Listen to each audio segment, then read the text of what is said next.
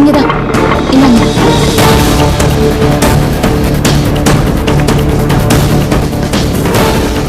Excuse me, இங்க கவிதான ஒரு patient எங்க அட்மிட் பண்ணிருக்காங்க? எமர்ஜென்சி வார்டுல. தேங்க்ஸ். இப்போ மயக்கத்துல இருக்காங்க. இன்னும் 1 or 2 hours மயக்கம் தெளிஞ்சிரும். ஒரு நாள் அப்சர்வேஷன் வச்சுட்டு அவங்க டிஸ்சார்ஜ் பண்ணி வீட்டுக்கு கூட்டு போங்க. Okay doctor. நல்ல வேளை அத்தை, நாமெல்லாம் இருந்ததுனால ஹாஸ்பிடல் கூட்டிட்டு வந்து உயிரை காப்பாத்த முடிஞ்சிச்சு. அம்மா, கவிதா எப்படிமா இருக்கா இப்போ? ஏய், நீ எதுக்கு இப்போ வந்த? கவிதா உயிரோட இருக்காளா இல்ல செத்து போட்டால பார்க்க வந்தியா? அன்னைக்கு என்னவோ வாய்க்கிழியே பேசுன, என் உயிரை கொடுத்தாவது கவிதாவோட கல்யாணத்தை நடத்தி வைப்பேன்னு. ஆனா இன்னைக்கு என்ன பண்ணிருக்க? அவ உயிரை எடுக்கிற அளவுக்கு வந்திருக்கியே. சீ, உங்களோட திமிரு அகம்பாவம் தான் கவிதா விஷம் குடிக்க வச்சிருக்கு. இப்ப சந்தோஷமா? செய்யாதெல்லாம் செஞ்சுட்டு ஒண்ணும் தெரியாத மாதிரி என்னமாச்சு நீங்க வந்து கேக்குறியே, வெக்கமா இல்ல?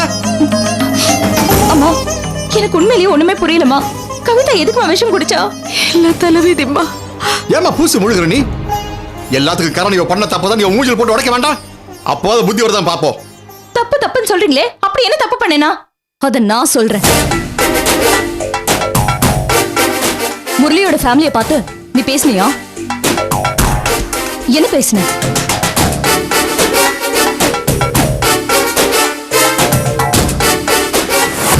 எனக்கும் கல்யாணம் ஆகணும்னு நீங்க மாறி மாறி வற்புறுத்துறதால கவிதாவோட கல்யாணத்துக்கு நான் தடையா இருந்துருவேணும்னு எல்லாரும் நினைக்கிறாங்க. அண்ணன் பேச்சுலரா இருக்கும்போது தம்பிக்கு கல்யாணம் பண்ணி வைக்கிறதும், அக்காவுக்கு முன்னாடியே தங்கச்சிக்கு கல்யாணம் பண்ணி வைக்கிறதும் நம்ம சமூகத்துல ஏற்கனவே இருக்கிறது தான். மூத்தவளுக்கு செவ்வாய் தோஷம், மாங்கல்யம் தங்காது, அதனாலதான் இளையவளுக்கு பண்றோம்னு சொல்லுங்க. ஒரு கல்யாணம் நல்லபடியா நடக்கிறதுக்கு என்ன வேணாலும் சொல்லலாம். ஆனா அதை கெடுக்கிறதுக்கு சாம்பார்ல உப்பு இல்லைங்கிற ஒரு சின்ன காரணம் கூட போதும். நீங்க பெரியவங்க, கலாச்சாரம் பண்பாடு தெரிஞ்சவங்க, தயவு செஞ்சு என்ன புரிஞ்சுக்குங்க. நான் பொதுவா தானே பேசினேன். அது எப்படி கவிதா கதைக்கு எப்படி வந்துச்சுன்னு கேக்குறியா? நீ பேசின பேச்சு கேட்டு முரளியோட அப்பா கவிதாவை தான் மருமகளா ஆக்கலாமா வேண்டாமான்னு நல்லா யோசிக்கணும்னு சொல்லி அனுப்பியிருக்காரு. முரளி அதை சொன்னதும் கவிதா விஷத்தை குடிச்சிட்டா. நான் தெரியாம தான் கேக்குறேன், அப்படி என்ன பொல்லாத முடிவு பண்ணிருக்கீங்க நீயும் அந்த மனோகரும்? என்ன நினைச்சு பேசிட்டு இருக்கீங்க? கவிதாக்கு கல்யாணமே நடக்க கூடாதுன்னு பேசுனீங்களா இல்ல கவிதா உயிரோடவே இருக்க கூடாதுன்னு பேசுனீங்களா? முரளி ஒண்ணும் மனோகர் மாதிரி வெறும் பைய கிடையாது. கோடிக்கணக்குல உலகம் பூரா பிசினஸ் பண்ணிட்டு இருக்கிறவர். உன் தங்கச்சிக்கு இப்படி ஒரு மாப்பிள்ளை கிடைக்கிறதுக்கு நீ மனசார சந்தோஷப்படணும். முடியலனா எதுவும் பேசாம ஓரமா ஒதுங்கி கிடக்கணும். என்னடா திடீர்னு இவ நம்ம குடும்பத்து மேல இவ்ளோ அக்கறையா பேசுறாளே, இது உண்மையா பொய்யான்னு நினைக்கிறத விட்டுட்டு உன் தங்கச்சிக்காக நீ உன் முடிவை மாத்திக்கோ. இல்லைன்னா இந்த குடும்பத்துல உன்னை தவிர வேற யாருமே இருக்க மாட்டாங்க.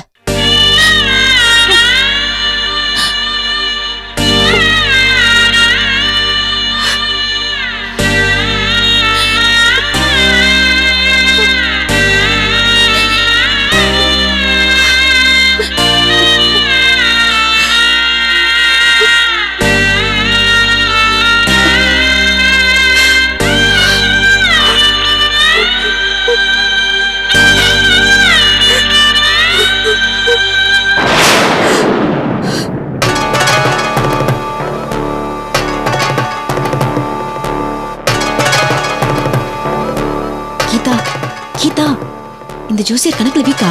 ஏய் சுமார். நல்ல நேரம் வரப்போகுதுமா.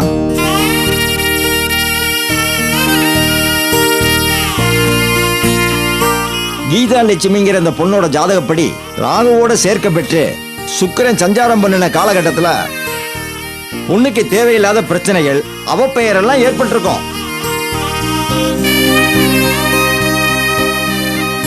இனி அப்படி ஒரு நிலைமை வராது. உச்சகுரு தனது பொன்னான பார்வையை குடும்ப ஸ்தானத்துல பாக்குறதுனால கூடிய சீக்கிரமே கோடீஸ்வர வரன் வீடு தேடி வரப்போறான்.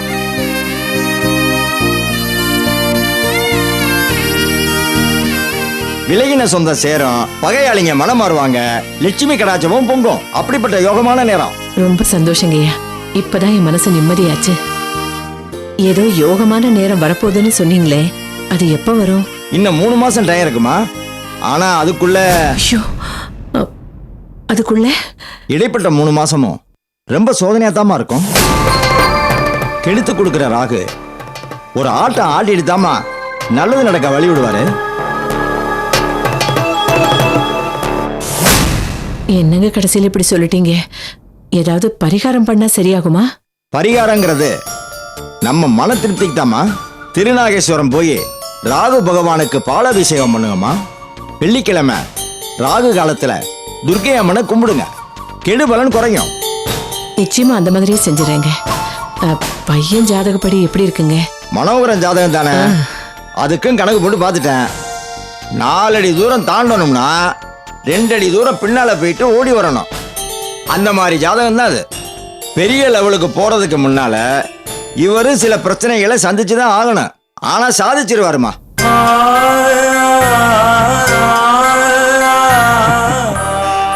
ஆக மொத்தம் 3 மாசம் கஷ்டம், அதுக்கப்புறம் ஜாலின்னு சொல்றீங்க, அப்படிதானே? கரெக்டா சொன்னம்மா. இத பாருங்கம்மா, வீட்ல குரு பிரீதி ஸ்லோகத்தை தினமும் பாராயணம் பண்ணுங்க. தவறாம வியாழக்கிழமை தட்சிணாமூர்த்தியை வழிபட்டு வாங்க. கூடிய சீக்கிரம் கல்யாண மேல சத்தம் கேட்கும்.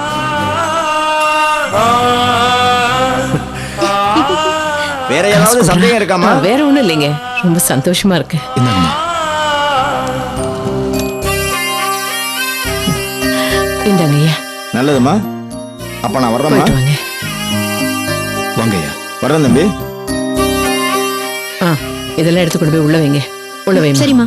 போ. என்னம்மா இப்ப திருப்தியா? திருப்திங்கிறத விட இப்பதான் எனக்கு பொறுப்பு அதிகமாயிட்ட மாதிரி தோணுது. கூடிய சீக்கிரமே கீதாவுக்கு ஒரு நல்ல இடத்துல கல்யாணம் பண்ணிடணும்டா. ஆமாம்மா. அப்பதான் நமக்கு முழுசா திருப்தியா இருக்கும். சரி, நான் கடை வரைக்கும் போயிட்டு வந்துடுறேன். கீதா, அம்மா கூட எடுத்துட்டு வாமா. கொண்டு வா. போயிட்டு வந்துடுவா. சரிம்மா. கடைக்கு போயிட்டு வந்துடுறேன்.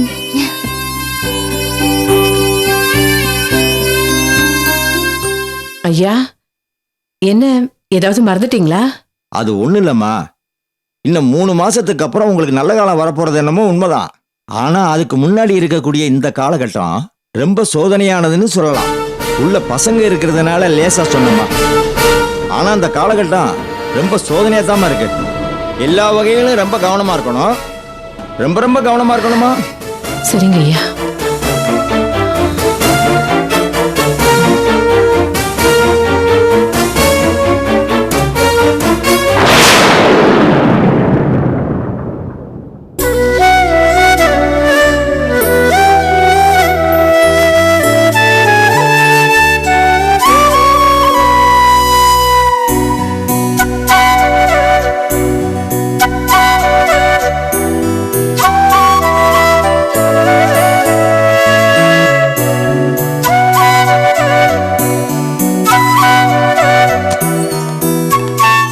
சார், பேஷண்ட் கண்ணு முடிச்சிட்டாங்க. நீங்க போய் பாக்குறதா பாருங்க. பட் டிஸ்டர்ப் பண்ணாதீங்க. Okay? Okay doctor. Thank you doctor. நில்லு. செஞ்சதெல்லாம் போதாதா? உன்னாலதானே கவிதா விஷம் குடிச்சா. மறுபடியும் போய் நின்னு அவளை டென்ஷன் படுத்த போறியா? இல்ல நான் பண்ணதுல எந்த தப்பும் இல்லைன்னு நடிக்க போறியா? இது பாரு, சண்டை போடுற நேரமா இது. ப்ளீஸ்.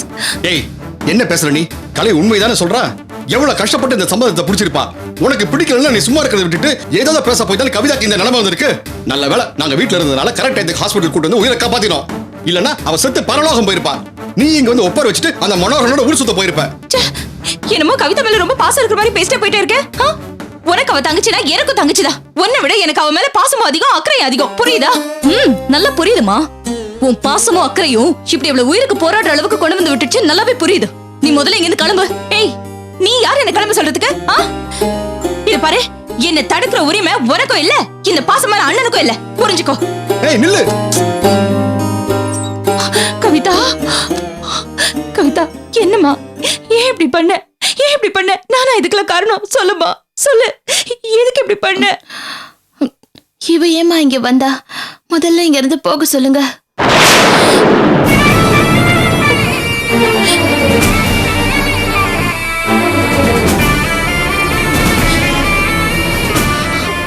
கவிதா, மாதவி மேல எந்த தப்பும் இல்லம்மா.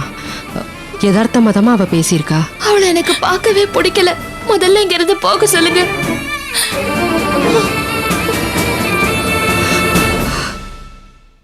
இதுக்கு தான் நான் முன்னாடியே சொன்னேன்.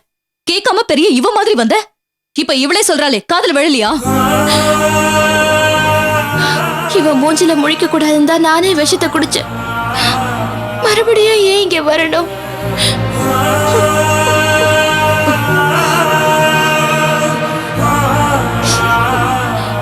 அவ மட்டும் இங்க இருந்து போகல, நான் மறுபடியும் விஷத்தை குடிப்பேன். என்ன பேசுற? வாய் மேல போட்டேன்னா என்ன பார்த்துட்டு இருக்க? கவிதா சொல்றது காதல் விழலையா? முதல்ல இங்க இருந்து கிளம்பு. இல்ல, நான் கவிதா கிட்ட பேசணும். என் மேல தப்பு இல்லைன்னு புரிய வைக்கணும். நீ எதையும் பேசி புரிய வைக்க வேண்டாம். எல்லாத்தையும் திட்டம் போட்டு செஞ்சுட்டு கவிதாவை இங்க கொண்டு வந்து படுக்க வச்சிட்டியே, இது போதாதா உனக்கு? முதல்ல இங்க இருந்து கிளம்பு. ராமகிருஷ்ணா, மாதவி வேணும்னு அப்படி பேசியிருக்க மாட்டாடா. இவளுக்கும் கவிதா மேல பாசம் இருக்கு.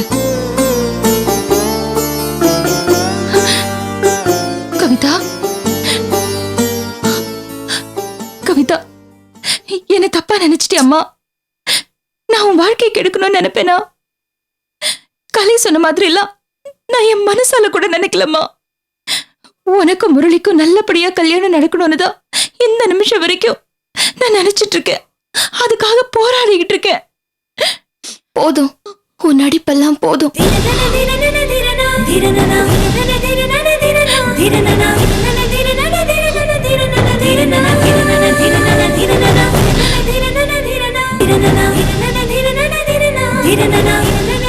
முரளிய பத்தி நல்லா விசாரிச்சீங்களான்னு கேட்டது கூட உனக்கு நல்ல வாழ்க்கை அமையணுங்கிற எண்ணத்துல தாம்மா.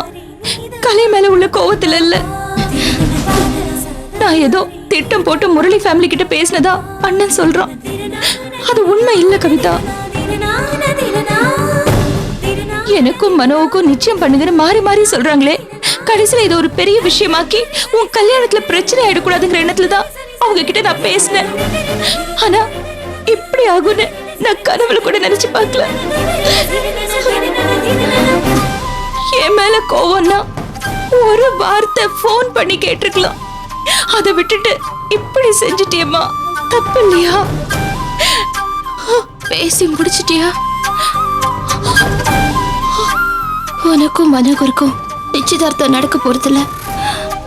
அதே மாதிரி எனக்கும் முரளிக்கும் கல்யாணம் நடக்க போறதில்ல. வெறும் நடப்பணமா வாடுறதை விட என் உயிரை போக்கிக்கணும் நினைச்சது தப்பா? உன்னோட எண்ணம், உன்னோட உழைப்பு, உன்னோட முடிவுன்னு உன்னை பத்தியே நினைக்கிறியே தவிர மத்தவங்கள பத்தி நீ புரிஞ்சுக்கிறதே இல்ல. இல்லம்மா, நான் எப்பவுமே அப்படி நினைச்சதே இல்ல. உன் கல்யாணத்தை மத்தவங்க யாரையும் எதிர்பார்க்காம நானே நடத்தணும் தான் நினைச்சிட்டு இருக்கேன். தயவு செஞ்சு இப்படி தப்பான முடிவெடுத்து என் நம்பிக்கையை உடைச்சிடாத. என்னமோ கவிதா தப்பு பண்ண மாதிரி பேசிட்டு இருக்க. நீ சின்ன விஷயம் நினைச்சு பண்ணதுதான் இப்ப இவ்ளோ பெரிய பிரச்சனையா கொண்டு வந்து விட்டுருக்க. கவிதாவோட கல்யாணத்துல எந்த பிரச்சனையும் வராது. இனிமே உன்னால எந்த பிரச்சனையும் வராம இருந்தாலே அது போதும். என்ன பாக்கற? கவிதாவோட கல்யாணத்துக்கு உன்னால எந்த பிரச்சனையும் வராதுன்னு உறுதி சொல்ல முடியுமா?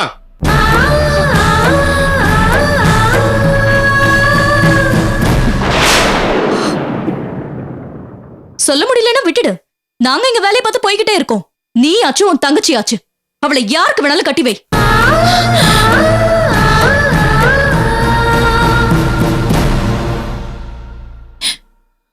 ஆரம்பத்துல நான் உங்க ஃபேமிலி மேல வெறுப்பா இருந்தது உண்மைதான். அதுக்கு பிராயச்சித்தமா தான் உங்க குடும்பத்துக்கு நல்லது பண்ணணும்னு முயற்சி பண்ணிட்டு இருக்கேன். அதை நீ புரிஞ்சுக்காம என்ன இன்னும் கெட்டவளாவே பாக்குற. கவிதாவோட வாழ்க்கை தான் பாழா போகும். அதனால ரெண்டுல ஒண்ணு இப்பவே சொல்லிடு. எல்லாரும் தெளிவாயிடலாம். வாய திறக்கறான பாரு. கவிதாக்கு முரளிக்கு கல்யாணம் நடக்கணும்னு என்ன கொஞ்சமா இருந்ததுன்னா இப்படி உண்மையா இருப்பியா? போதும், நிறுத்து.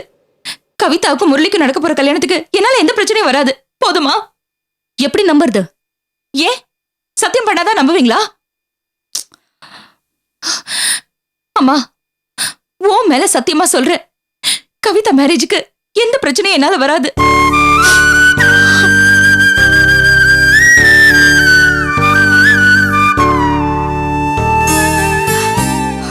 உன் மனசு எனக்கு தெரியும் மாதவி.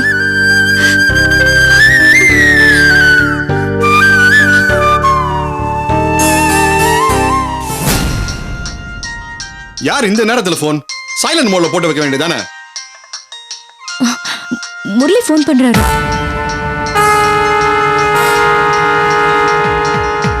ஏய், முதல்ல கட் பண்ணு.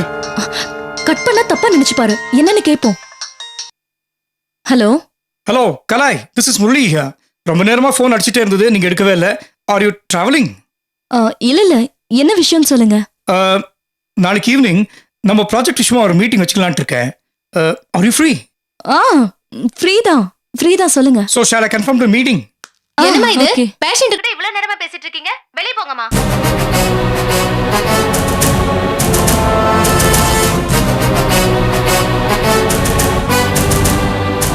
மாமா சீக்கிரம் போங்க.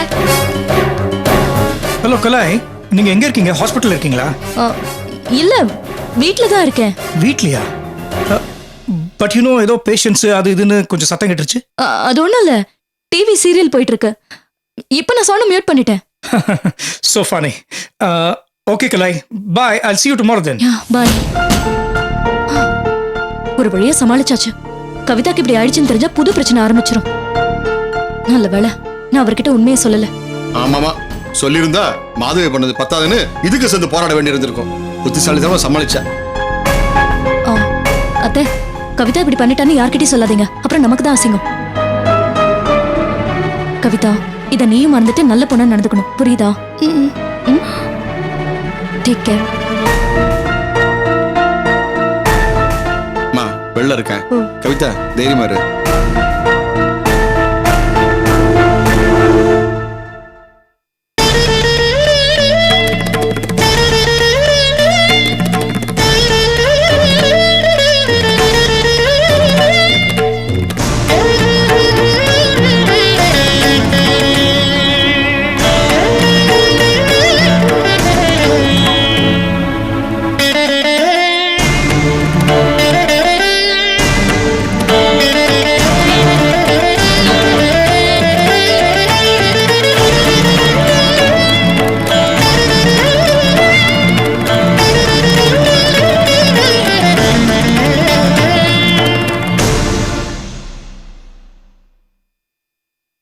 ராமகிருஷ்ணா, கூட போயிட்டு வா. ஏதாவது அவசரம்னா எனக்கு ஃபோன் பண்ணுங்க. சரிப்பா, நான் வரேம்மா. போயிட்டு வா. அந்த ஹேண்ட்பேக் எடுங்க.